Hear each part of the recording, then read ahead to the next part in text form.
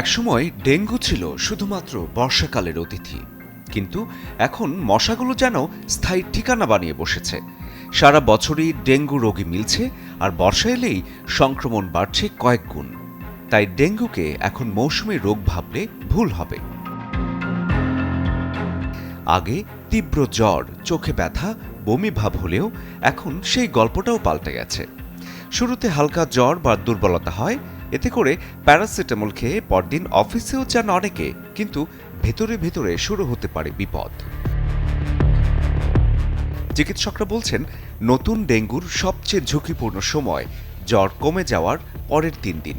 এই ক্রিটিক্যাল ফেজে হঠাৎ করেই রক্তচাপ কমে যেতে পারে, দ্রুতই নেমে যেতে পারে শরীরের রক্তের প্লাটিলেট।